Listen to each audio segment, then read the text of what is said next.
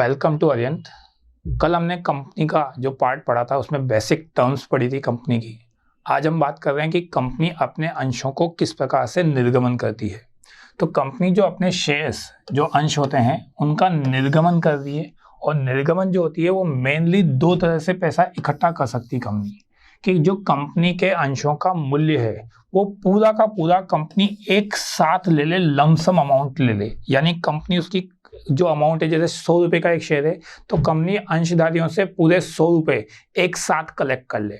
या फिर दूसरा तरीका होता है हमारे पास कि उनको किस्तों में मांगा जाए, यानी हमारे शेयर्स का जो अंकित मूल्य है 100 रुपए है, तो ये 100 रुपए हम एक साथ नहीं मांग रहे, इसकी इंस्टॉलमेंट कर रहे हैं। इन इंस्टॉलमेंट के नाम होते हैं, पहली इंस्टॉलमेंट होती है हमारी एप्लीकेशन, आवेदन राशि, एप्लीकेशन मनी। सेकेंड इंस्टॉलमेंट को बोलते हैं अपन अलॉटमेंट। जब आपको शेयर दिए जाते हैं तो जो इंस्टॉलमेंट होती है वो अलॉटमेंट अमाउंट कहलाती है आपकी। आगे की इंस्टॉलमेंट कंपनी जब भी मांगेगी उनको बोलते हैं कॉल्स। कॉल्स कंपनी हो सकता है एक ही रखे या एक से ज़्यादा रखे, जितनी कॉल्स होगी उनके नाम हो जाएंगे। 2 कॉल हैं तो फर्स्ट कॉल और सेकेंड कॉल, अगर 3 कॉल्स होगी तो first call, second call, third call, इस तरह से हो जाएगी आपकी। तो मेनली हमारे पास 100 रुपीज़ को हम पूरे एक साथ भी मांग सकते हैं जो कि एक मुश्त होता है, और हम किस्तों में भी मांग सकते हैं जिसकी 4 इंस्टॉलमेंट होती है हमारी, application, allotment, first call, second call. ये 4 इंस्टॉलमेंट ही सब हो, ये जरूरी नहीं है, 4 से ज़्यादा भी हो सकती है, 4 से कम भी हो सकती है। ये हमारे क्वेश्चन पर डिपेंड करता है कि कितनी इंस्टॉलमेंट में हमने पैसा कलेक्ट किया है। अब आते हैं अपन इनकी इंस्टॉलमेंट के बाद इनका भुगतान जब अपन कर रहे हैं, यानी इनका जब निर्गमन कर रहे हैं तो क्या एंट्री होगी, किस तरह से इनका पैसा कलेक्ट किया जाएगा। तो यदि कंपनी अंशों पर दे संपूर्ण राशि एक मुश्त अंशधारकों से प्राप्त करती है तो इस दशा में निम्न जनरल प्रविष्टि होगी। क्या होगी, देखो पूरा पूरा पैसा एक साथ ही ले रहे हैं, तो एक साथ ले रहे हैं तो हमारी पहली इंस्टॉलमेंट आएगी, यानी एप्लीकेशंस, ठीक है। फर्स्ट कॉल सेकंड कॉल है ही नहीं हमारे पास, तो हमारे पास पूरा पूरा पैसा एक साथ है, तो आवेदन की राशि अंशधारियों से प्राप्त हो जाएगी। आपको आवेदन की राशि प्राप्त हो जाएगी तो एंट्री करेंगे bank debit to shares application and allotment. Combined हो गया आपका कि पूरा पूरा पैसा एप्लीकेशन का आ गया और उसको शेयर को अलॉट कर रहे हैं, तो bank to share application and allotment. Application and allotment account जो होता है वो एक तरह का पर्सनल अकाउंट होता है आपका। जब ये शेयर्स का पैसा आ जाएगा उन शेयर्स को हम पब्लिक को अलॉट करेंगे, आवंटन करेंगे। आवंटन करने पर आपके पास अगर आवंटन सममूल्य पे कर रहे हो तो फिर आपकी simple entry share application and allotment account debit to shares capital हो जाएगी। अगर आवंटन आपने प्रीमियम पे किया है तो फिर प्रीमियम वाले केस में हमारे पास सिक्योरिटीज प्रीमियम अकाउंट खुल जाएगा। कल लास्ट क्लास में हमने देखा था कि प्रीमियम का क्या क्या यूज होता है, तो आज हम बात कर रहे हैं प्रीमियम अकाउंट खोल रहे हैं। तो shares application and allotment account debit होगा आपका to share capital and to securities premium reserve account. तो आपके पास अगर प्रीमियम पर अंश इशू कर रहे हैं कि एक्स्ट्रा पैसा ले रहे हैं तो वो कंपनी के लिए प्रॉफिट है, और उस प्रॉफिट को अपन क्या करेंगे, क्रेडिट करेंगे यहाँ पर। तीसरा लास्ट के ये आपके पास प्रीमियम पे, तो कंपनी अपने शेयर जो इशू कर रही है वो उस तरह से आपके पैसा कलेक्ट कर सकती है। अब अपन लेते हैं कि कंपनी अपना पैसा किस्तों में लेती है। किस्तों के नाम बताए थे अभी हाल मैंने, application, allotment, first call, second call. तो ये किस्तों में भुगतान प्राप्त हो रहा है आपका। किस्तों में भुगतान प्राप्त हो रहा है तो उसकी बुक्स में कैसे एंट्री करेंगे अपन, उनकी बात करते हैं। पहली किस्त को अपन बोलते हैं एप्लीकेशन राशि, आवेदन राशि, एप्लीकेशन मनी। तो सबसे पहले एप्लीकेशन का पैसा पब्लिक से इकट्ठा करोगे आप, फिर कंपनी आपको शेयर देगी। यानी पहले आपको एप्लीकेशन करनी पड़ेगी कि भाई मुझे कंपनी के शेयर खरीदने हैं, फिर कंपनी आपको शेयर्स अलॉट करेगी। तो आप जब पैसा कंपनी को जमा कराओगे तो एंट्री होगी bank debit to share application.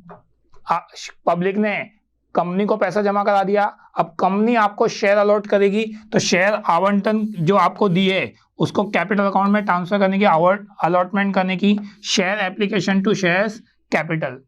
Allot करने के बाद कंपनी आपसे अगली इंस्टॉलमेंट मांगेगी, जो सेकंड इंस्टॉलमेंट होती है हमारी अलॉटमेंट।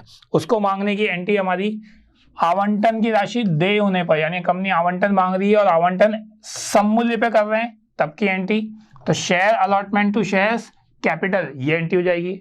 अगर आवंटन आपने प्रीमियम पे किया है तो प्रीमियम भी मांगा जाएगा साथ में, तो अलॉटमेंट की एंट्री हो जाएगी share allotment to share capital to security premium. इन दोनों में से एक ही कंडीशन अप्लाई होगी, दोनों नहीं होगी, या तो एट पार पे इशू कर रहे होंगे या फिर प्रीमियम पे इशू कर रहे होंगे। तो आपके पास सवाल में जो होगा उसी के हिसाब से एंट्री की जाएगी। तो shares allotment to share capital at par के केस में और प्रीमियम के केस में कर रहे हैं तो साथ में सिक्योरिटी प्रीमियम अकाउंट ऐड हो जाएगा आपका। फिर अलॉटमेंट का अमाउंट रिसीव होगा आपको। अलॉटमेंट की अमाउंट की राशि प्राप्त होने पर हम एंट्री करेंगे bank account debit to shares allotment amount. तो अलॉटमेंट का पैसा आपको प्राप्त हो रहा है, उस प्राप्त करने की एंट्री जो हो रही है वो बैंक टू अलॉटमेंट। अलॉटमेंट का पैसा प्राप्त हो जाता है तो उसके बाद हम अगली इंस्टॉलमेंट मांगते हैं। अगली इंस्टॉलमेंट हमारी कॉल्स कहलाती है। उस कॉल्स को भी अपन अगर कैटेगरी में बांट रहे हैं तो first call, second call, third call ऐसे हो सकती है आपकी। तो अगली इंस्टॉलमेंट ड्यू करने की एंट्री, फर्स्ट कॉल ड्यू करने की एंट्री, देय करने की एंट्री, फर्स्ट कॉल की मनी मांगने की एंट्री। तो share first call account debit हो जाएगा आपका और शेयर्स कैपिटल अकाउंट क्रेडिट हो जाएगा। फर्स्ट कॉल की अमाउंट मांगने के बाद फर्स्ट कॉल का पैसा पब्लिक जमा कराएगी तो कंपनी को पब्लिक से पैसा प्राप्त होगा। तो फर्स्ट कॉल की राशि प्राप्त होने पर एंट्री करेंगे अपन bank account debit to shares first call. ठीक है, तो हमारे पास फर्स्ट कॉल की अमाउंट प्राप्त हो जाएगी आपके पास। फर्स्ट कॉल की राशि प्राप्त होने के बाद ऐसे अगर हो सकता है सवाल में सेकंड कॉल हो तो हम यहाँ पर फर्स्ट कॉल की जगह कौन सा वर्ड यूज कर लेंगे, सेकंड कॉल भी यूज कर सकते हैं। थर्ड कॉल होगी तो थर्ड कॉल यूज कर लेंगे। लास्ट कॉल जितनी भी हो सकती है, आगे की एंट्री एज इट इज हो सकती है।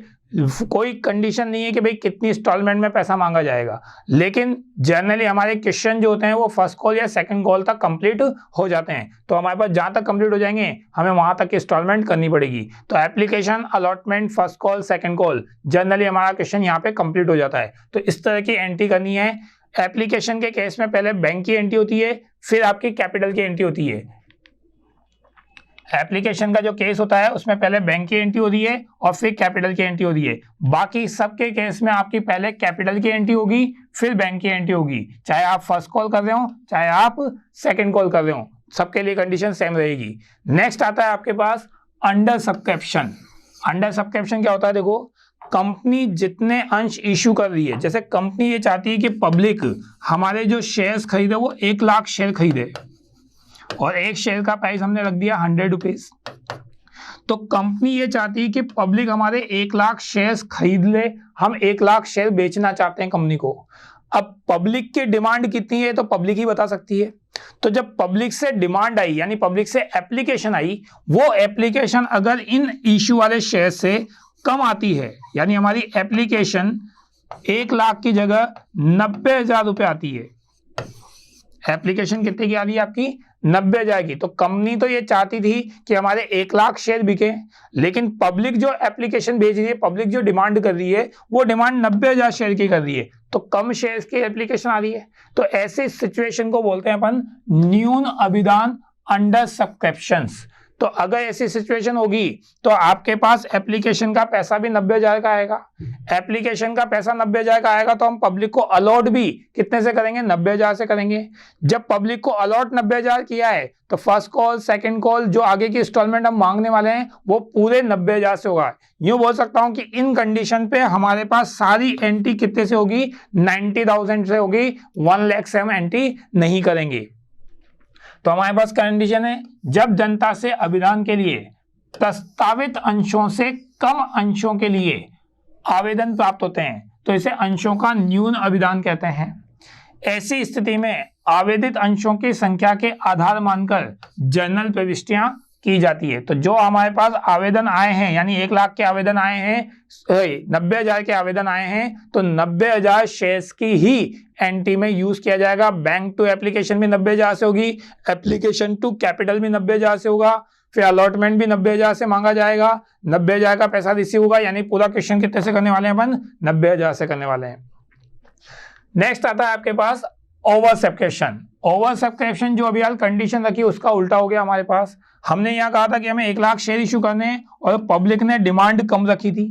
हम ये कह रहे हैं कि कंपनी इशू है 1 लाख शेयर कर रही है, 1 लाख इक्विटी शेयर्स इशू कर रही है कंपनी, एक शेयर के लिए 100 रुपीज मांग रही है, जो भी इंस्टॉलमेंट में मांग लेगी। अब जब पब्लिक से एप्लीकेशन आई, जो पब्लिक से एप्लीकेशन आ रही है वो एप्लीकेशन आ रही है आपके पास 1,25,000 की, 1,25,000 शेयर्स की एप्लीकेशन आ रही है। अब हमारे पास 1,00,000 शेयर हैं, यानी हमारी कंपनी के पास 1,00,000 शेयर हैं और पब्लिक जो डिमांड कर रही है वो 1,25,000 की कर रही है, तो 1,00,000 से ज्यादा शेयर तो दे ही नहीं सकते अपन, क्योंकि शेयर ही 1,00,000 है हमारे पास, क्वांटिटी 1,00,000 है हमारे पास। तो ऐसी सिचुएशन को हम क्या बोलते हैं? ओवर सब्सक्रिप्शन बोलते हैं, अधि अभिदान बोलते हैं। यानी आपके पास जितने शेयर कंपनी इश्यू कर रही है, प्रस्तावित कर रही है, उससे ज्यादा अंशों के लिए कंपनी के पास आवेदन आ रहे हैं। तो जरा देखो क्या लिखा हुआ है, कंपनी द्वारा निर्गमित अंशों जनता द्वारा प्रार्थित अंशों से सामान्य तौर पर अंतर पाया जाता है। प्रार्थित अंश कंपनी द्वारा निर्गमित अंशों से कम भी हो सकते हैं और अधिक भी हो सकते हैं, जिनके अंशों को न्यून अभिदान या अधि अभिदान कहते हैं। तो कम स्थिति को तो अंडर सब्सक्रिप्शन बोल रहे थे, ज्यादा स्थिति को हम अधि अभिदान बोल रहे हैं, ओवर सब्सक्रिप्शन बोल रहे हैं। ओवर सब्सक्रिप्शन करते वक्त हमें कुछ खास बातों का ध्यान रखना पड़ता है, यानी हमारे पास 3 अलग अलग कंडीशन है जिस हिसाब से बुक्स में रिकॉर्ड करेंगे। क्या क्या रिकॉर्ड करेंगे जरा देखो। मैंने कंडीशन रखी थी कि हमारे पास जो शेयर इश्यू कर रहे हैं अपन, वो 1,00,000 शेयर इश्यू कर रहे हैं और एप्लीकेशन जो आ रही है हमारे पास वो 1,25,000 शेयर्स की आ रही है।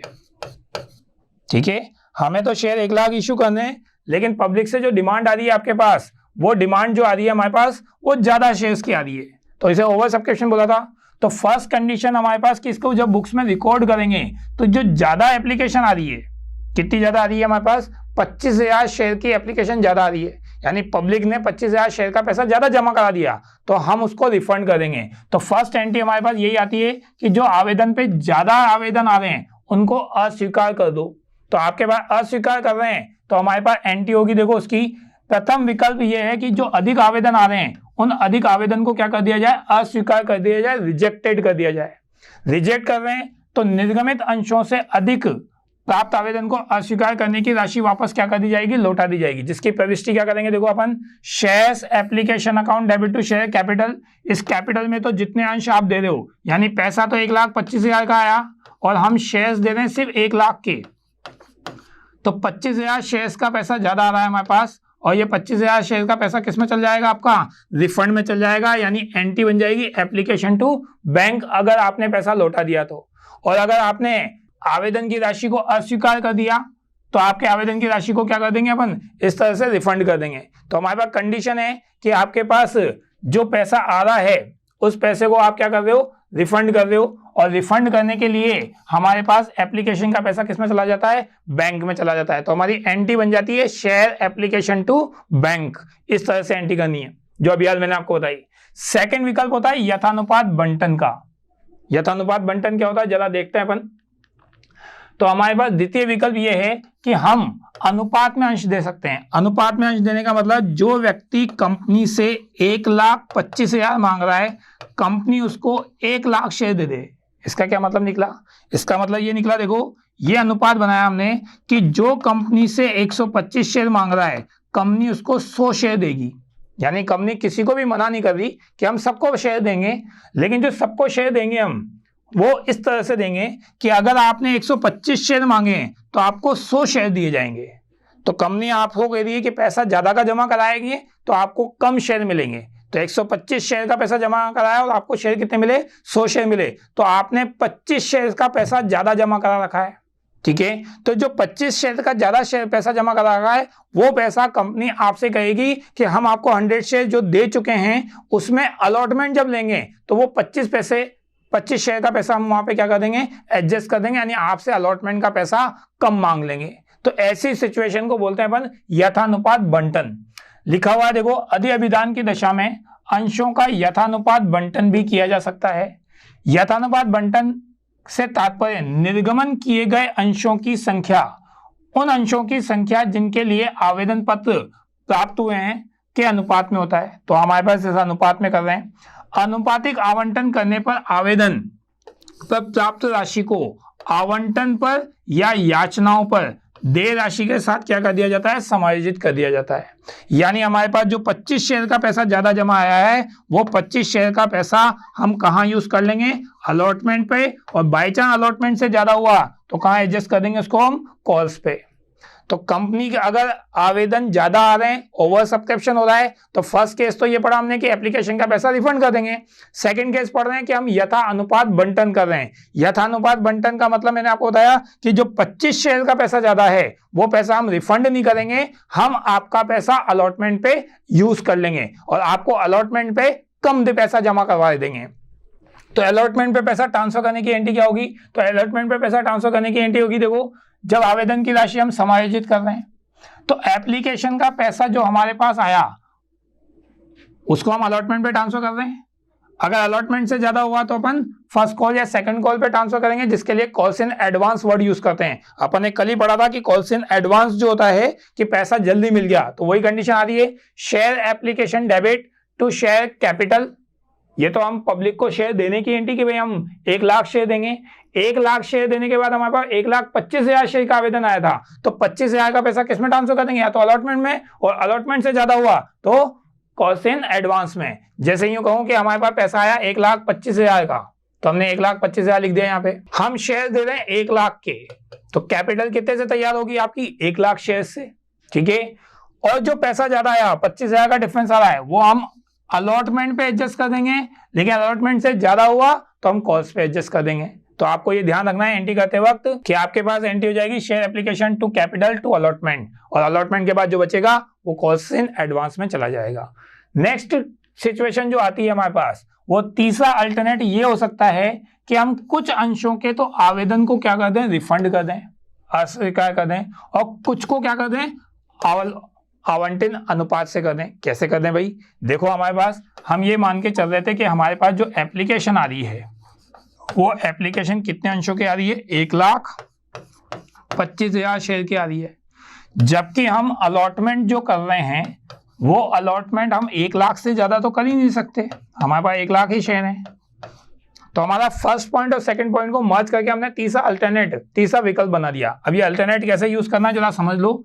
1,25,000 में से हमने कहा कि भाई 5,000 शेयर्स को तो साफ मना कर दो, उनको कोई शेयर नहीं देंगे हम। 5,000 शेयर्स को मना कर देते हैं कि हम आपको शेयर्स अलॉट नहीं कर सकते। तो 5,000 शेयर्स को जब आप एप्लीकेशन अलॉट नहीं करोगे तो इसका मतलब उनको हमें पैसा रिफंड करना पड़ेगा। 5,000 वालों को हम एक भी शेयर्स नहीं दे रहे, तो 5,000 को जब एक भी शेयर नहीं दे रहे तो उन्होंने जो पैसा जमा कराया वो रिफंड में चल जाएगा। तो इन 5,000 के लिए एंट्री कर देंगे अपन shares application debit to bank, कि इनका पैसा रिफंड कर दो आप। अब बचे 1,25,000 में तो 5,000 का तो लुटाया, बचे तो 1,20,000 है, और इन 1,20,000 वालों को हम कितने शेयर दे देंगे? 1 लाख शेयर दे देंगे। तो पैसा 1,20,000 जमा कराया, 1,20,000 शेयर का जमा कराया, और आपको शेयर कितने मिल रहे हैं? 1 लाख को मिल रहे हैं। तो यानी वापस कौन सी स्थिति आ गई? यथा अनुपात की स्थिति आ गई कि पैसा आपने ज्यादा जमा कराया और शेयर आपको कम मिल रहे हैं। तो जो 20,000 शेयर का पैसा ज्यादा जमा करा दिया वो आपकी अगली इंस्टॉलमेंट में एडजस्ट हो जाएगी, जिसकी एंट्री अभी हाल हमने पढ़ी थी, shares application debit to shares allotment. तो एप्लीकेशन का पैसा किस पे ट्रांसफर कर देंगे अपन? अलॉटमेंट पे। कितने शेयर का पैसा ज्यादा मिला आपको? 20,000 शेयर का पैसा ज्यादा मिला है, तो एप्लीकेशन से जो अलॉटमेंट पे ट्रांसफर होगा वो 20,000 शेयर का पैसा ट्रांसफर होगा। तो इस तरह से अपन कंबाइंड कंडीशन भी ला सकते हैं कि हमारे पास एप्लीकेशन 1,25,000 की आई, 5,000 का रिफंड कर दिया, और बाकी जो बचे हमारे पास 1,20,000, उन 1,20,000 वालों को हमने 1 लाख शेयर दे दिए। तो यथानुपात बंटन भी आ गया और रिफंड भी आ गया। नेक्स्ट पॉइंट पे आते हैं हमारे पास कि अगर कोई शेयर होल्डर्स से हमने पैसा मांगा और वो पैसा टाइम पे जमा नहीं करा रहा, आप एप्लीकेशन का पैसा पहले देते हो फिर कंपनी आपको शेयर देती है, तो ऐसी कंडीशन तो कभी आ ही नहीं सकती कि कोई व्यक्ति एप्लीकेशन का पैसा नहीं दे। लेकिन अलॉटमेंट आपको शेयर मिलने के बाद मांगा जा रहा है, आपको first call second call share मिलने के बाद मांगा जा रहा है। तो हो सकता है कि कोई शेयर होल्डर्स को शेयर तो मिल गए लेकिन उसने बाद की इंस्टॉलमेंट जमा नहीं कराई, कौन कौन सी इंस्टॉलमेंट जमा कराई, फिर बोल रहा हूँ एप्लीकेशन तो दी ही होगी, क्योंकि एप्लीकेशन दोगे तभी आपको शेयर मिलेंगे, तो एप्लीकेशन न देने वाली स्थिति तो किसी भी शेयर होल्डर की नहीं हो सकती। Allotment first call second call में हो सकता है कोई अमाउंट ड्यू दे जाए, किसी अमाउंट को आपने जमा नहीं कराया, जो अमाउंट आपने जमा नहीं कराई उसको क्या बोलते हैं अपन, कॉल्सिंस एरर्स बोलते हैं। कभी कभी कंपनी द्वारा आवंटित अंशों पर मांगी गई राशि का भुगतान अंशधारी को समय पर नहीं करता, उस बकाया राशि को क्या बोलते हैं अपन, अदत्त राशि या अवशिष्ट याचना कहते हैं। तो इसके लिए हमें करना क्या पड़ता है, हमें एक एंट्री करते वक्त जो राशि प्राप्त हो रही है उसमें से जो पैसा नहीं मिला वो कॉल्सिंग एरर में डाल देते हैं। तो देखो निश्चित तिथि पर याचना राशि जब आपको प्राप्त नहीं हो रही तब एंट्री करते हैं, देखो बैंक अकाउंट डेबिट, जो अमाउंट आपको रिसीव्ड हो रहा है वो पैसा बैंक में आएगा, जो पैसा आपको रिसीव्ड नहीं हुआ वो कॉल्सिंग एरर में डाल देंगे अपन कि कंपनी ने आपसे पैसा मांगा था लेकिन आपने उसको जमा नहीं कराया, तो वो कौन से अकाउंट में चल जाएगा आपका, कॉल्सिंग एरर में। एंड टू शेयर्स अलॉटमेंट, ये या फिर फर्स्ट कॉल का होगा तो टू शेयर फर्स्ट कॉल ये आ जाएगा। 1 मिनट के लिए मान लेते हैं जैसे हमने किसी शेयर होल्डर से 25,000 रुपए मांगे थे, कितने रुपए मांगे थे, हमने अलॉटमेंट पे 25,000 रुपए मांगे और 25,000 रुपए में से आपने 23,000 रुपए ही दिए, तो आपने 23,000 रुपए जमा कराए तो बैंक में तो 23,000 आ गए, 2,000 रुपए आपने जमा नहीं कराए तो वो आपके पास कॉल्सिंग एरर में चल जाएंगे, और टोटल आपने कितने रुपए मांगे, 25,000 रुपए, तो 25,000 आ जाएंगे।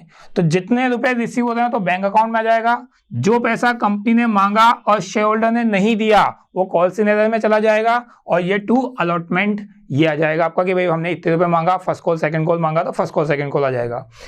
अगर ये पैसा आप बाद में जमा कराते हो, अभी तो जमा नहीं कराया, जो ड्यू डेट थी लास्ट डेट थी तब तक तो जमा नहीं कराया, बाद में भविष्य में ये पैसा आपने जमा कराया है तो आप एंट्री कर सकते हो bank account debit to calls in arrear कि जो हमारे 2,000 रुपए बाकी रह गए थे कंपनी ने बाद में मिल गए, चाहे वो 1 महीने बाद मिले हो चाहे 6 महीने बाद मिले हो, जब भी मिले होंगे तब आप एंट्री कर दोगे bank account debit to calls in arrear. लेकिन कंपनी जब पैसा बाद में जमा कराओगे तो उस पर इंटरेस्ट चार्ज करेगी, और कॉल्सिंग एरर पर जो इंटरेस्ट चार्ज करने की अधिकतम दर है वो कितनी परसेंट है आपकी, 10% है। यानी कंपनी अधिनियम 2013 के अनुसार हम कॉल्सिंग एरर पर 10% का ब्याज शेयर होल्डर से वसूल कर सकते हैं। नेक्स्ट पॉइंट आता है हमारे पास कि अगर आपके पास उल्टा हो जाए कि किसी ने पैसा एडवांस दे दिया हो, यानी आपके पास जो कंपनी पैसा मांग रही है वो तो आप जमा करा ही दो, ठीक है, लेकिन आपने कहा ये बार बार मांगते रहेंगे, क्यों ना ये पैसा एडवांस जमा करा दिया जाए। यानी आपने अलॉटमेंट के साथ ही फर्स्ट कॉल का या सेकंड कॉल का पैसा क्या करवा दिया, जमा करा दिया। तो अलॉटमेंट के साथ अलॉटमेंट तो दे ही दिया, साथ में फर्स्ट कॉल का पैसा भी जमा करा दिया, तो उस कंडीशन को बोलते हैं अपन कॉल्सिंग एडवांस। क्या कंडीशन आ रही, देखो कंपनी द्वारा आवंटित अंशों पर अंशधारी द्वारा याचना की राशि देय होने से पूर्व ही भुगतान कर दी जाए, तो ऐसे भुगतान की गई राशि को क्या बोलते हैं अपन, अग्रिम याचना या कॉल्सिंग एडवांस कहलाता है आपका। कंपनी के अंतर नियमों में वर्णित दर में कॉल्सिंग एडवांस पर भी ब्याज का भुगतान किया जाता है, और अगर अंतर नियमों में ब्याज का कोई प्रावधान नहीं होता तो कंपनी अधिनियम 2013 की अनुसूची 1 के अनुसार जो हम अग्रिम ब्याजनाओं पे अधिकतम ब्याज दे सकते हैं वो कितना दे सकते हैं, 12% दे सकते हैं। तो कंपनी एडवांस पे ब्याज भी देती है कि अगर आपने एडवांस जल्दी पैसा दे दिया तो हम आपको उस एडवांस पे 12% की दर से क्या दे देंगे, उल्टा ब्याज दे देंगे। तो आप जल्दी दोगे यानी पब्लिक पैसा जल्दी कंपनी को जमा कराएगी तो कंपनी भी उनको क्या पे करती है, इंटरेस्ट पे करती है। एडवांस की एंट्री क्या होती है जरा वो भी देख लेते हैं अपन कि अगर आपने एडवांस की राशि जमा कराई है, एडवांस जमा कराया है, अलॉटमेंट के साथ फर्स्ट कॉल का जमा कराया तो ये अलॉटमेंट के साथ एंट्री हो जाएगी bank account debit to calls in advance. ये ध्यान रखना कि एडवांस किसके साथ प्राप्त हो रहा है। अगर आपको फर्स्ट कॉल के साथ सेकंड कॉल का एडवांस मिल रहा है तो फर्स्ट कॉल की रिसीव की एंट्री जब करेंगे तो उस टाइम सेकंड आपके एडवांस की एंट्री भी हो जाएगी कि भाई हमें इतने शेयर होल्डर ने एडवांस दिया है। तो ये एंट्री किसके साथ करनी है, जिसके साथ आपको एडवांस का पैसा प्राप्त हो रहा है। अलॉटमेंट के साथ मिल रहा है तो अलॉटमेंट के साथ जुड़ जाएगा, फर्स्ट कॉल के साथ मिल रही है तो फर्स्ट कॉल के साथ मिल जाएगा। तो bank account debit to calls in advance, ये एंट्री कर ली। ये पैसा अगर आपको एडवांस मिल गया तो शेयर होल्डर से जब अपन फर्स्ट कॉल मांगेंगे या सेकंड कॉल मांगेंगे वो दोबारा तो नहीं देगा, तो कंपनी इस पैसे को कम करेगी यानी एडजस्ट करेगी। तो याचना जब दे होगी तो ये याचना दे होते वक्त अपन ये पैसा वापस एडजस्ट करेंगे, calls in advance account debit हो जाएगा। और अगर आप फर्स्ट कॉल में एडजस्ट कर रहे हो तो फर्स्ट कॉल हो जाएगा, सेकंड कॉल में एडजस्ट कर रहे हो तो सेकंड कॉल हो जाएगा। तो ये आपके ऊपर डिपेंड करता है कि आपकी एडवांस किसकी है। फर्स्ट कॉल का हुआ तो यहाँ फर्स्ट कॉल लिख देना, सेकंड कॉल हुआ तो फिर यहाँ सेकंड कॉल लिख देंगे। तो कॉल से एडवांस जितना क्रेडिट होगा उतना डेबिट हो जाएगा, और डेबिट होकर किसमें एडजस्ट हो जाएगा आपका, फर्स्ट कॉल पे या सेकंड कॉल पे एडजस्ट हो जाएगा। एडवांस की राशि पर आपको क्या देना पड़ रहा है, ब्याज का भुगतान करना पड़ रहा है। ब्याज का भुगतान कंपनी कर रही है तो कंपनी के लिए खर्चा है और खर्चों को अपन डेबिट करते हैं। तो इंटरेस्ट अकाउंट डेबिट या interest on calls in advance account debit to bank. और खर्चे हम अप्लीकेट जो करते हैं, राइट ऑफ जो करते हैं वो P&L से करते हैं, तो लाभ हानि खाते में इस खर्चे को क्या कर दिया जाएगा, हस्तांतरण कर दिया जाएगा। जितना डेबिट है उतना क्रेडिट हो जाएगा। P&L account debit to interest on calls in advance, ये एंट्री बन जाएगी आपकी। नेक्स्ट टॉपिक आता है आपका अंशों का हरण। कंपनी ने जो अंश आपसे लिए हैं, ठीक है, उनका पैसा इंस्टॉलमेंट में मांग रही है, application, allotment, first call, second call. कुछ अंशधारी टाइम पे पैसा जमा नहीं करा रहे, जिसका पैसा हमने कॉल्स इन एरर में ट्रांसफर कर दिया या कॉल्स इन एरर में ट्रांसफर नहीं करें तो उनका पैसा ड्यू चल रहा है, हमें पता है। कंपनी उनको नोटिस जारी करती है कि भाई आपका पैसा टाइम पे जमा करा दो, इतना ड्यूरेशन दे रहे हैं हम। लेकिन अगर उस ड्यूरेशन में भी वो पैसा जमा नहीं कराते तो कंपनी उन शेयर्स को कैंसिल कर देती है, रद्द कर देती है। ये कैंसिल करना ही क्या कहलाता है, अंशों का हरण कहलाता है, फॉरफीचर्स ऑफ शेयर्स कहलाता है। ठीक है, कोई अंशधारी आवंटन या याचना की राशि का भुगतान नहीं करता तो कंपनी ऐसे अंशधारियों के अंशों से प्राप्त राशि को भी जब्त कर लेगी और जो अंश कर रहे अपने पास वापस ले लेगी, उसको क्या बोल रहे हैं, अंशों का हरण। यानी कंपनी अंशों को वापस ले सकती है, अंशों को कैंसिल करने का कंपनी के पास अधिकार होता है। तो ऐसी स्थिति को क्या बोल रहे हैं अपन, अंशों का हरण। और जो पैसा अभी तक अंशधारी ने जमा कराया वो पैसा भी कंपनी अपने पास ही रख लेगी, यानी पैसा भी जाएगा और शेयर्स भी जाएंगे अंशधारी के पास से। तो हमारे पास उसकी क्या एंट्री करनी होती है, जरा वो देखें। तो जरा देखो, जो अंश हरण कर रहे हैं उसके संबंध में क्या जनरल एंट्री हो रही है। उसके लिए मेन चीज हमारे पास ये देखना पड़ेगा कि आपने शेयर्स कौन से प्राइस पर इशू किए हैं। अगर आपने शेयर्स सममूल्य पे इशू किए हैं तो सममूल्य के हिसाब से जनरल एंट्री बनेगी। अगर आपने शेयर्स प्रीमियम पे इशू किए हैं तो आपकी एंट्री प्रीमियम पे बनेगी। तो जरा देखो, आपके पास अंशों को अपन सममूल्य पर निर्गमित कर रहे हैं। किस पर निर्गमित कर रहे हैं, सममूल्य पर। तो अगर सममूल्य पे इशू करेंगे तो आपका 100 रुपए के शेयर के बदले में 100 रुपए लिए होंगे, आपने 100 रुपए इंस्टॉलमेंट में लिए, एप्लीकेशन, अलॉटमेंट, फर्स्ट कॉल। तो उसमें से अंशधारी ने क्या दिया और क्या नहीं दिया, सवाल के हिसाब से चलना पड़ेगा हमें। तो हम बात कर रहे हैं, देखो, जब आप शेयर जब्त करोगे तो कंपनी की कैपिटल कम हो जाएगी मार्केट से, और कैपिटल कम हो जाएगी इसलिए कैपिटल को आप डेबिट करोगे। और मेन इंपॉर्टेंट बात आपको जो याद रखनी है कि कॉल्ड अप कैपिटल से डेबिट होगी। ये कॉल्ड अप कैपिटल कौन सी होती है, देखो, एप्लीकेशन 5 मान लेते हैं, अलॉटमेंट आपका 4 ले लेते हैं और फर्स्ट कॉल आपका ले लेते हैं 1 रुपए। ये 10 रुपए का शेयर है। हम जिस शेयर्स को जब्त कर रहे हैं उसने एप्लीकेशन दे दिया, अलॉटमेंट नहीं दिया। तो अलॉटमेंट नहीं दिया तो कंपनी ने उसको नोटिस जारी किया कि भाई अलॉटमेंट जमा कराओ, उसने नहीं कराया, कंपनी शेयर कैंसिल कर दी है। तो अलॉटमेंट तक कंपनी ने अभी तक कितने रुपए मांगे उससे, 9 रुपए मांगे, जिसमें उसने 5 दिए और 4 नहीं दिए। तो जितने मांगे हैं कैपिटल उतने से डेबिट होगी, यानी 9 रुपए मांगे हैं तो 9 रुपए से डेबिट होगी आपकी। ठीक है, तो ये ध्यान रखना कि अंशधारी से जब हम शेयर फॉरवर्डेड कर रहे हैं तब तक कितने रुपए मांगे हैं उतनी अमाउंट से आपकी कैपिटल क्या होगी, डेबिट होगी। पूरे 10 रुपए मांग लिए होते तो 10 से डेबिट कर देते, 9 रुपए मांग रहे हैं तो 9 रुपए से डेबिट हो जाएगा।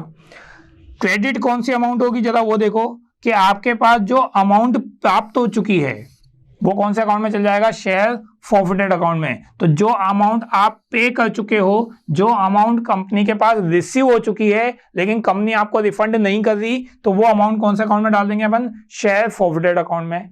And to share allotment and to share calls, इसमें वो अमाउंट आएगी जो कंपनी ने आपसे मांगी थी लेकिन आपने डिपॉजिट नहीं कराई, यानी due but not paid by the amount. तो आपके पास जो अमाउंट है वो कंपनी ने मांग तो ली लेकिन आपने जमा नहीं कराया। जैसे आपने अलॉटमेंट मांगा और आपने जमा नहीं कराया तो यहाँ पे 2 अलॉटमेंट आएगा।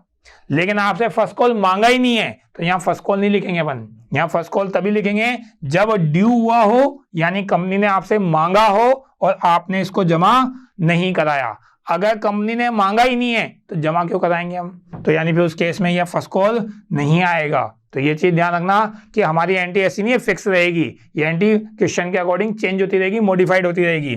शेयर कैपिटल डेबिट होगा जितना कंपनी ने मांगा है, पूरे 10 मांगे हैं तो 10 से, अगर 10 में से 8 मांगे, 9 मांगे हैं तो 9 से। शेयर फॉरवर्डेड में वो अमाउंट आती है जो आपको प्राप्त हो गई, यानी आप जमा करा चुके हो, शेयर होल्डर जमा करा चुके हैं लेकिन कंपनी उनको रिफंड नहीं कर रही, तो जो कंपनी को रिसीव हुआ है वो अमाउंट इसमें आ जाएगी।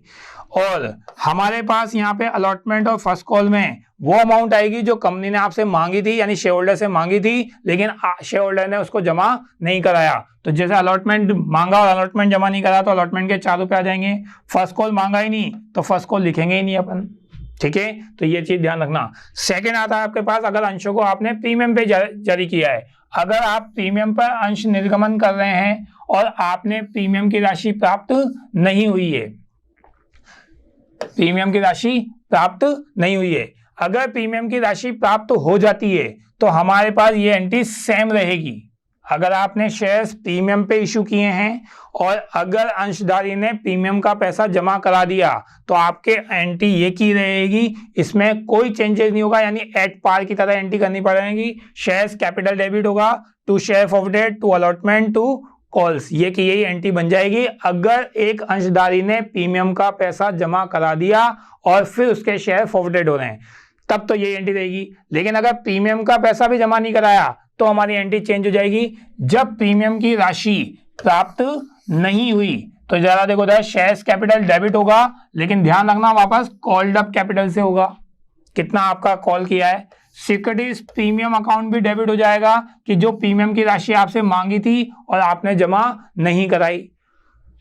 फॉरवर्डेड क्रेडिट हो जाएगा आपका, जितनी अमाउंट आप जमा करा चुके हो वो अमाउंट शेयर फॉरवर्डेड अकाउंट में आ जाएगा आपका। और जो अमाउंट आपने मांगी और जमा नहीं कराई वो आपकी क्रेडिट हो जाएगी to allotment to calls, not received on allotment, not received on calls. जो कंपनी को पैसा प्राप्त नहीं हुआ वो अपन क्रेडिट कर देंगे। तो एंट्री क्या बन रही है आपकी, शेयर्स कैपिटल अकाउंट डेबिट, जितनी कैपिटल मांगी है। Securities premium account debit, premium यहाँ पे डेबिट होगा, ये इंपॉर्टेंट बात है, याद रखने लायक बात है आपकी। प्रीमियम अकाउंट डेबिट होगा और प्रीमियम भी उतनी अमाउंट से डेबिट होगा जो आपने जमा नहीं कराया। टू शेयर फॉरवर्डेड, जो पैसा आप जमा करा चुके हो, यानी पब्लिक जमा करा चुकी है कंपनी को, जो कंपनी को प्राप्त हो चुका है वो शेयर फॉरवर्डेड में आ जाएगा। To share allotment to calls, जो आपसे पैसा मांगा गया और आपने अलॉटमेंट या फर्स्ट कॉल का पैसा जमा नहीं कराया वो आपका क्रेडिट हो जाएगा। तो इन सिचुएशन में से जैसी भी स्थिति होगी हम उस तरह से एंट्री कर सकते हैं। फॉरवर्डेड के हमारे पास 2 ही केस हैं, एट पार और प्रीमियम के, क्योंकि शेयर इसी तरह इशू होते हैं, तो दोनों में से जो भी कंडीशन लग रही है वो आप एंट्री कर सकते हो। इसके बाद जो शेयर फॉरवर्डेड कर लिए उनको हम मार्केट में दोबारा बेचते हैं, दोबारा निर्गमित करते हैं। तो दोबारा निर्गमित करने के लिए हम बोलते हैं अंशों का पुनः निर्गमन, यानी कंपनी अपने अंशों को दोबारा क्या कर रही है, रीइश्यू कर रही है। तो रीइश्यू उन शेयर को करते हैं जो फॉरवर्डेड हुए हैं, यानी अगर आपने 5000 शेयर फॉरवर्डेड किए हैं तो आप 5000 शेयर से ज्यादा रीइश्यू नहीं कर सकते। तो हमारे पास यहाँ पे जो हो रहा है कि हम कितने शेयर रीइश्यू कर रहे हैं, तो फॉरवर्डेड जितने होंगे उसके बराबर या उससे कम शेयर क्या हो सकते हैं आपके रीइश्यू हो सकते हैं। कंपनी हरण किए गए अंशों का पुनर्निर्गमित कर सकती है। तालिका F कंपनी को हरण किए गए अंशों को पुनर्निर्गमित करने का अधिकार प्रदान करती है। तो ये पुनर्निर्गमित जब आप कर रहे हो तो पुनर्निर्गमन हमारे पास 3 तरह से होता है। पुनर्निर्गमन जो कर रहे हैं, रीइश्यू कर रहे हैं, वो कितनी तरह से हो रहा है आपका, 3 तरीके से हो रहा है। अब 3 तरीके कौन कौन से हैं, सममूल्य प्रीमियम तो हम पढ़ ही रहते थे, जैसे क्या है 10 रुपए का शेयर है 10 में बेच रहे हैं, 100 रुपए का शेयर है 100 में बेच रहे हैं, तो सममूल्य कहलाता है। 10 रुपए की चीज आप 12 में बेच रहे हो, यानी एक्स्ट्रा पैसा ले रहे हो, तो प्रीमियम पे कहलाता है। तीसरा केस यहाँ पे और आएगा कि जब हम रीइश्यू करेंगे तो 10 रुपए की चीज हम 8 में भी बेच सकते हैं। तो ये जो कम में बेच रहे हैं ये डिस्काउंट वाला ऑफर आता है, तो ये कंडीशन आपके पास रीइश्यू पर एप्लीकेबल होगी। तो इनकी क्या एंट्री होगी जरा देखें, हरण किए गए अंशों के पुनर्निर्गमन के संबंध में जर्नल एंट्रीज, लेखा प्रविष्टियां। तो क्या एंट्री होती है, देखो यदि अंशों का पुनर्निर्गमन कौन से मूल्य पे कर रहे हैं अपन, सममूल्य पे कर रहे हैं, और सममूल्य पे करेंगे तो 10 रुपए का शेयर पूरा 10 रुपए में इशू कर रहे हैं, तो bank account debit to share capital, यहाँ कोई इंस्टॉलमेंट नहीं है, पूरा पैसा एक साथ लेंगे अपन, तो bank to share capital entry बन जाएगी। इक्विटी शेयर हुए तो इक्विटी लिख देना, प्रेफरेंस शेयर हुए तो प्रेफरेंस शेयर लिख देंगे। तो ये सवाल पे डिपेंड करेगा हमारे कि हमारे पास कौन से शेयर इशू कर रहे हैं, एट पार पे इशू कर रहे हैं, प्रेफरेंस शेयर करेंगे तो यहाँ प्रेफरेंस शेयर का नाम आ जाएगा, इक्विटी शेयर इशू कर रहे हैं तो यहाँ इक्विटी शेयर का नाम आ जाएगा। यदि अंशों का पुनर्निर्गमन किस पे कर रहे हैं अपन, प्रीमियम पर, यानी 10 रुपए का शेयर्स आप 12 में रीइश्यू कर रहे हो तो पब्लिक से में 12 रुपए इकट्ठे होंगे, तो बैंक अकाउंट डेबिट कितने से हो जाएगा आपका 12 रुपए, टू शेयर्स कैपिटल 10 रुपए से, और जो 2 रुपए एक्स्ट्रा इकट्ठे किए वो कौन से अकाउंट में चल जाएंगे, आपके प्रीमियम अकाउंट में। ठीक है, तो आपको ध्यान रखना है कि 10 रुपए का शेयर अगर अपन 12 में इश्यू कर रहे हैं तो बैंक अकाउंट डेबिट में 12 रुपए चल जाएंगे, टू कैपिटल 10 से तैयार होगी, और जो एक्स्ट्रा पैसा इकट्ठा किया है वो कौन से अकाउंट में चल जाएगा, आपका सिक्योरिटीज प्रीमियम में हो जाएगा। तीसरा केस जो सबसे ज्यादा हमारे पास क्वेश्चनों में आता है वो होता है कि री इशू कर रहे हैं लेकिन री इशू कटौती पे कर रहे हैं, डिस्काउंट पे कर रहे हैं, और डिस्काउंट का मतलब आप जानते हैं प्राइस को कम करना। 10 रुपए की चीज को हम 8 में बेच रहे हैं, ठीक है, तो आपके पास 10 रुपए की चीज अगर 8 में बेचेंगे तो जरा देखो उधर पैसे तो 8 रुपए आ रहे हैं, तो बैंक डेबिट, जो डिस्काउंट है जो हानि है वो हानि के लिए हम अकाउंट खोलेंगे शेयर फॉरफिटेड अकाउंट। ये इंपॉर्टेंट चीज है कि हम डिस्काउंट के लिए डिस्काउंट नहीं लिख रहे, कौन सा अकाउंट लिख रहे हैं, शेयर फॉरफिटेड अकाउंट। इसका भी एक रीजन है, अभी बात करते हैं अपन कि हम यहाँ पे शेयर फॉरफिटेड लिखेंगे, डिस्काउंट नहीं लिखेंगे। And to shares capital, equity हुए तो इक्विटी, प्रेफरेंस हुए तो प्रेफरेंस, उसकी एंट्री हो जाएगी। तो अगर आपने शेयर डिस्काउंट पे इशू किए हैं तो बैंक अकाउंट डेबिट में अपने 8 रुपए आ जाएंगे कि 8 रुपए प्राप्त हो रहे हैं, 2 रुपए जो डिस्काउंट है वो शेयर फॉरवर्डेड में चल जाएंगे आपके, और जो शेयर कैपिटल है वो 10 से क्रेडिट हो जाएगी। तो इस तरह से हमारी एंट्री तैयार हो जाएगी। हम बात कर रहे हैं कि डिस्काउंट शेयर फॉरवर्डेड में क्यों डाला, तो शेयर फॉरवर्डेड में इसलिए डाला है क्योंकि री इशू पर हम मैक्सिमम डिस्काउंट उतना दे सकते हैं जितना हमने फॉरफिटेड पर शेयर होल्डर से पैसा प्राप्त कर लिया। ये क्या था, शेयर होल्डर को जो हमने फॉरफिटेड किए हैं शेयर्स, उन्होंने कुछ पैसा दे रखा था लेकिन वो पैसा कंपनी ने रिफंड तो नहीं किया, तो शेयर होल्डर से जो राशि अभी तक प्राप्त हो चुकी है उतनी अमाउंट तक का हम डिस्काउंट दे सकते हैं, उससे ज्यादा का डिस्काउंट नहीं दे सकते। तो प्राप्त राशि को अपन ने कौन से अकाउंट में लिखा था अभी यार, जब फॉरफिटेड किए थे तो हमने प्राप्त राशि को फॉरफिटेड अकाउंट में लिखा था। तो ये जितना यहाँ क्रेडिट हो रहा है आप उससे ज्यादा डेबिट नहीं कर सकते, यानी उससे ज्यादा का डिस्काउंट ऑफर नहीं कर सकते। यहाँ अगर आपके पास 10,000 रुपए लगे हैं तो मैक्सिमम डिस्काउंट 10,000 हो सकता है, उससे ज्यादा का नहीं हो सकता, उससे कम का ही मिलेगा आपको। तो हमारे पास ये कंडीशन है कि हमने डिस्काउंट उतना दिया जितना हमें प्राप्त हुआ या उससे कम दिया, तो हम उसी अकाउंट में एडजस्ट कर रहे हैं जिस अकाउंट में हमने प्राप्त राशि को डाला था। तो ये चीज आपको ध्यान रखना है कि जितना वहां क्रेडिट हुआ है उससे ज्यादा डेबिट पॉसिबल नहीं है जितने शेयर आप रीइश्यू कर रहे हो। अगर शेयर फॉरवर्डेड का रीइश्यू करने के बाद कोई बैलेंस बचता है, यानी वहां क्रेडिट किया था और यहाँ डेबिट किया है, शेयर फॉरवर्डेड का कोई बैलेंस बचेगा तो वो बैलेंस हम कैपिटल रिजर्व में ट्रांसफर कर देंगे।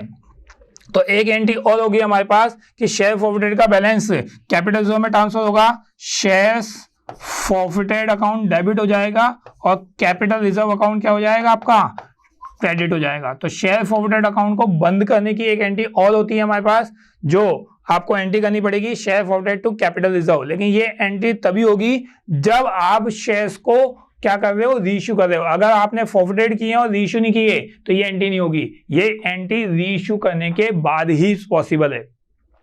तो कंपनी अपने अंशों को इस प्रकार से शेयर्स को इश्यू करती है, फॉरवर्डेड करती है और फिर रीइश्यू करती है। अब आते हैं अपन कंपनी के जो शेयर्स हैं, उन शेयर्स को हम पैसे में इश्यू नहीं कर रहे।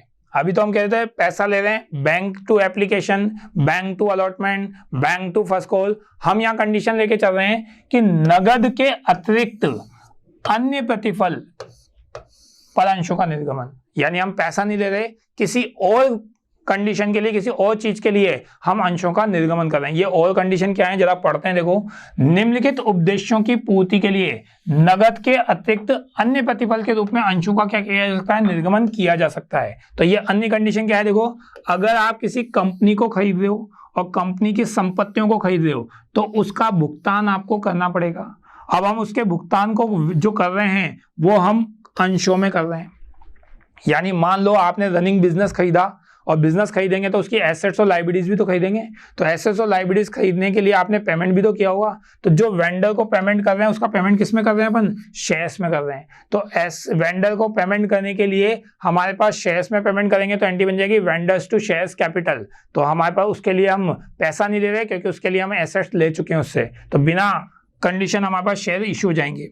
सेकेंड कंडीशन है कि अगर आप प्रमोटर्स जो कंपनी के एस्टेब्लिश करते हैं, उन प्रवर्तकों को उनकी प्रवर्तन की सेवाओं के बदले में भुगतान में पूर्ण प्रतिशत निर्गमित कर सकते हो।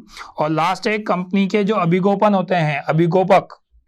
ये अभिगोपक क्या होते हैं, कंपनी जब शेयर मार्केट में इशू करती है तो कुछ ब्रोकर के थ्रू अंशों को निर्गमित करती है। उन ब्रोकर को कंपनी कमीशन के बदले में भुगतान करती है तो क्या दे देती है, शेयर दे देती है। तो उनको बोलते हैं अभिगोपक, अंडरराइटर्स। अभिगोपन कमीशन का भुगतान कंपनी पूर्ण प्रदत्त अंशों में निर्गमित करके कर सकती है। तो मेन कंडीशन कि अगर अंडरराइटर को पेमेंट करना है तो अंडरराइटर को भी हम कमीशन के शेयर्स के बदले में दे सकते हैं। क्या एंटी होती है, जरा उन एंटी की बात कर लें कि अगर हम इन कंडीशन में एंटी कर रहे हैं तो क्या कर रहे हैं। तो पहली कंडीशन थी कि हमने कोई संपत्तियां खरीदी है और संपत्तियां खरीद कर अपन उनका पेमेंट कर रहे हैं। तो हमारी पहली कंडीशन की entry assets account debit to vendor, ये एंट्री करेंगे। उस वेंडर को अगर आप पेमेंट करोगे तो पेमेंट करने की एंट्री हमारे पास आएगी। नेक्स्ट, वेंडर टू बैंक,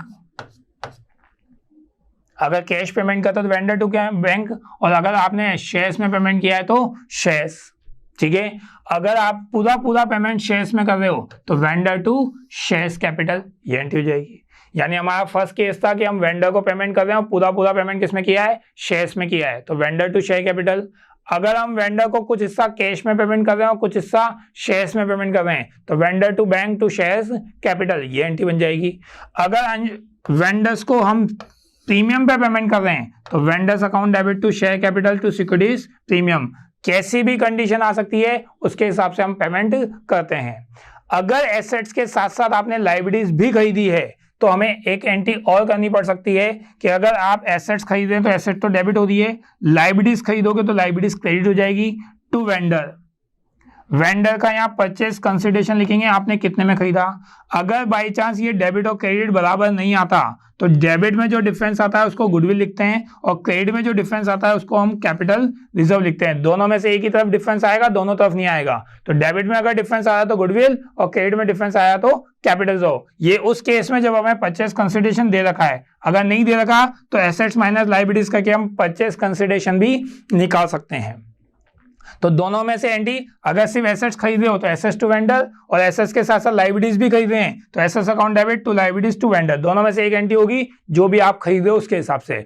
उसके बाद हम वेंडर को पेमेंट करने की बात कर रहे थे कि वेंडर को हम पेमेंट कर रहे हैं। अगर शेयर्स में पेमेंट किया तो vendor to share capital, shares में से कुछ पेमेंट कैश में किया, आंशिक रूप से पेमेंट कैश में कर रहे हैं तो vendor to bank to shares. अगर शेयर्स का पेमेंट हमने प्रीमियम पे किया है तो vendors account debit to capital to securities premium. जैसी कंडीशन होगी वैसी ही एंट्री हमारे पास सामने करनी पड़ेगी। नेक्स्ट पॉइंट आ रहा है कि हम अंडरराइटर्स को उनकी सेवाओं के बदले में अंशों को दे रहे हैं। तो अंडरराइटर्स को हमें कमीशन देना था उनके काम के बदले में, और कमीशन देंगे तो एंट्री बनेगी underwriters commission account debit to underwriter. यहाँ अंडरराइटर का नाम आएगा कि जो भी उसका नाम होगा वो लिख देंगे, XYZ जो भी नाम हो सकता है। उस अंडरराइटर को अपन पेमेंट करेंगे तो ये अंडरराइटर का नाम डेबिट हो जाएगा और हम पेमेंट किस में कर रहे हैं, उसको शेयर्स में कर रहे हैं तो शेयर्स अकाउंट क्या हो जाएगा, आपका क्रेडिट हो जाएगा। तो पहले ड्यू करने की एंट्री की हमें कितना कमीशन देना है और जितना कमीशन देना है उसका पेमेंट हम शेयर्स में कर रहे हैं तो शेयर्स में एंट्री हो जाएगी। लास्ट कंडीशन हमने पढ़ी थी कि प्रमोटर्स जो कंपनी को एस्टेब्लिश कर रहे हैं उनका हम उनकी सेवाओं के बदले में हम उनको क्या दे रहे हैं, शेयर्स दे रहे हैं। तो उनकी सेवाओं के बदले में जब उनको शेयर देते हैं तो हमारे पास इनकॉर्पोरेशन या फॉर्मेशन एक्सपेंसेस डेबिट होगा एंड शेयर्स कैपिटल अकाउंट क्या होगा, आपका क्रेडिट होगा। तो जब आपके प्रमोटर्स जो कंपनी को स्टैब्लिश करने का काम कर रहे हैं उनको हम शेयर्स इशू करेंगे, तो एक नया अकाउंट खोल रहे हैं अपन, इनकॉर्पोरेशन या फॉर्मेशन एक्सपेंसेस के नाम से, वो डेबिट होंगे और शेयर कैपिटल अकाउंट क्या हो जाएगा, क्रेडिट हो जाएगा। अगर ये शेयर आपने प्रीमियम पे दिए हैं तो यहाँ कैपिटल के साथ साथ सिक्योरिटीज प्रीमियम अकाउंट भी क्रेडिट हो जाएगा। अगर शेयर प्रीमियम पर दिए होंगे तब, एट पार पे दिए हैं तो कैपिटल अकाउंट ही आएगा। नेक्स्ट पॉइंट पे आते हैं हमारे पास, और नेक्स्ट पॉइंट है कि स्ट्रेट इक्विटी शेयर्स। अब ये स्ट्रेट इक्विटी शेयर क्या होते हैं, हमने तो शेयर दो ही तरह के पढ़े थे, समतांश और पूर्वाधिकार अंश। ये वही शेयर्स हैं लेकिन उनको किसी खास कंडीशन पे जब इशू किया जाता है तो उनके नाम चेंज कर देते हैं। तो हमारे पास सबसे पहले इक्विटी शेयर ही आ रहा है लेकिन उनका नाम क्या रख दिया हमने, स्ट्रेट इक्विटी शेयर्स।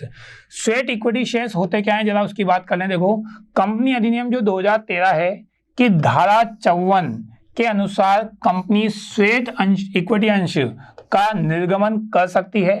स्ट्रेट समता अंशों का तात्पर्य ऐसे समता अंशों से है जो कंपनी द्वारा अपने कर्मचारियों को और संचालकों को उनके द्वारा प्रदान की गई तकनीकी जानकारी या उनके द्वारा प्रदान किए गए बौद्धिक संपदा अधिकार या मूल्य परिवर्तन के स्वरूप में बट्टे पर या रोकड़ के अतिरिक्त अन्य प्रतिफल के रूप में क्या करती है, जारी करती है। ये बहुत इंपॉर्टेंट चीज है। देखो, कोई कंपनी अपने एम्प्लॉय या अपने डायरेक्टर को शेयर प्रोवाइड करवा रही है और वो भी बिना रोकड़ के अतिरिक्त या अन्य प्रतिफल के रूप में, तो हमें कंपनी एम्प्लॉय को सैलरी नहीं देकर शेयर क्यों दे रही है? तो हमने बात कही, देखो वो हमें तकनीकी जानकारी दे रहे हैं, यानी वो ऐसी नॉलेज दे रहे हैं जिसके लिए कंपनी को फायदा होने वाला है। या फिर बौद्धिक संपदा का अधिकार। बौद्धिक संपदा का अधिकार का मतलब पेटेंट, किसी चीज में आपने इन्वेंशन करके आप उसका पैसा कमा सकते थे, आपने कंपनी के यहाँ काम करके उसको वो चीज कंपनी को दे दी, तो कंपनी को फायदा मिलेगा लाखों सालों तक या लाखों रुपयों का, तो कई सालों तक उसका फायदा मिलता रहेगा। तो कंपनी कह रही है कि भाई हम उसके लिए आपको क्या दें, हम आपको मालिक बना देते हैं, शेयर होल्डर बना देते हैं। तो कंपनी आपको उसके बदले में शेयर्स का भुगतान कर रही है, और शेयर्स का भुगतान करेगी तो एक तरह से आप कंपनी में ओनरशिप ले रहे हो, मेंबर बन रहे हो। तो ऐसे अंशों को हम क्या बोलते हैं, स्ट्रेट इक्विटी शेयर बोलते हैं, जो बिना प्रतिफल के दिए जाते हैं या फिर बट्टे पर दिए जाते हैं। यानी कि 100 रुपए की चीज है, आपको 80 में दे रहे हैं। जनरली जनता को हम अंश बट्टे पर निर्गमित नहीं करते, लेकिन स्ट्रेट इक्विटी शेयर हम बट्टे पर निर्गमन कर सकते हैं। यह कंपनी अधिनियम का प्रावधान है। नेक्स्ट अंश आ रहा है हमारे पास, अतिरिक्त अंशों के निर्गमन की एंट्री। अतिरिक्त अंश क्या होते हैं हमारे पास, तो अतिरिक्त अंश का मतलब है अधिकार अंश, राइट शेयर्स। जैसे कंपनी को और शेयर इशू करने हैं तो वापस जनता को ढूंढे भाई कौन खरीदना चाहता है, तो कंपनी जनता को न ढूंढकर अपने पुराने शेयर होल्डर को ऑफर कर देती है कि भाई हम और शेयर इशू कर रहे हैं, क्या आप और खरीदना पसंद करेंगे? तो कंपनी के शेयर्स का खरीदने का अधिकार पहले किसको दे दिया, पुराने शेयर होल्डर को दे दिया, तो वो बोलते हैं अपन अधिकार अंश या फिर कहते हैं अतिरिक्त अंश। कंपनी अधिनियम 2013 की धारा 62 के अनुसार यदि कोई सार्वजनिक कंपनी अपनी पार्थिव पूंजी में वृद्धि करना चाहती है तो अपने नए अंश वर्तमान अंशधारियों को, नए अंश किसको दे रहे हैं अपन, वर्तमान अंशधारियों को उनके वर्तमान अंशों के अनुपात में प्रस्तावित करने होंगे। और ऐसे अंशों का निर्गमन का अधिकार अंश कहलाता है आपका। तो हम ये बात कर रहे हैं कि पहले अंशों को खरीदने का अधिकार किसको दिया अपने, पुराने अंशधारियों को दिया, तो ऐसे अधिकार अंश या राइट शेयर्स कहलाते हैं। लास्ट पॉइंट बचता है हमारे पास कि हमारे पास कर्मचारी स्टॉक विकल्प की योजना। ये कर्मचारी स्टॉक विकल्प की योजना क्या है, कंपनी अपने कर्मचारियों को ऑफर करती है कि भाई आप भी शेयर खरीद सकते हो, ठीक है, और आपको शेयर खरीदने का हम जिम्मे ऐसा नहीं दे रहे कि भाई आज ही खरीदो, आप इन शेयर्स को एक पर्टिकुलर टाइम पीरियड देंगे, 2 साल 3 साल, उस टाइम पीरियड में आप कभी भी खरीद सकते हो उसी प्राइस पे जो भी कंपनी ने निर्धारित किया गया है। लेकिन जिन शेयर को कंपनी के एम्प्लॉय खरीदेंगे उनका एक लॉक इन टाइम पीरियड होता है, 1 साल तक आप उनको बेच नहीं सकते। तो ऐसे शेयर्स को एम्प्लॉय स्टॉक ऑप्शन प्लान में इंक्लूड करते हैं। तो देखो लिखा हुआ है आपको, कंपनी अधिनियम 2013 की धारा 237 के अनुसार कर्मचारी स्टॉक विकल्प योजना से आशय कंपनी के संचालकों, कर्मचारियों अथवा अधिकारियों को दिए गए ऐसे विकल्प या अधिकार से है जिसके अंतर्गत वे भविष्य में किसी लिपि कंपनी को द्वारा प्रस्तावित अंशों को एक पूर्व निर्धारित मूल्य पर खरीदने का क्या मिल जाता है, अधिकार प्राप्त हो जाता है। तो आपके पास यहाँ पे कंडीशन है कि आपको कंपनी ऑफर कर रही है कि भाई आप कंपनी के शेयर खरीद सकते हो, आज हम आपका प्राइस बता रहे हैं और एक पर्टिकुलर टाइम पीरियड में उसको आपको खरीदने की इच्छा हो तो आप पैसा जमा करा दो और आपको शेयर्स मिल जाएंगे। यह एक ऐच्छिक योजना है, यानी अपनी इच्छा के अनुसार है, शेयर होल्डर खरीदना चाहे तो, जिनके माध्यम से कंपनी अपने कर्मचारियों, संचालकों या अधिकारियों को अंशों को क्रय करने का अधिकार देती है। अधिकार देने के बाद हमारे पास कंडीशन है, अगर कोई शेयर होल्डर शेयर खरीद लेगा तो वो कम से कम 1 साल तक उन शेयर को बेच नहीं सकता। 1 साल का लॉकिंग पीरियड होता है, 1 साल के बाद उन शेयर होल्डर को बेच सकता है। तो ऐसी स्कीम के अकॉर्डिंग जो एम्प्लॉय को शेयर दिए जाते हैं उनको बोलते हैं अपन एम्प्लॉय स्टॉक ऑप्शन प्लान। तो इस तरह से हमारा कंपनी का पूरा चैप्टर का रिवाइज होता है।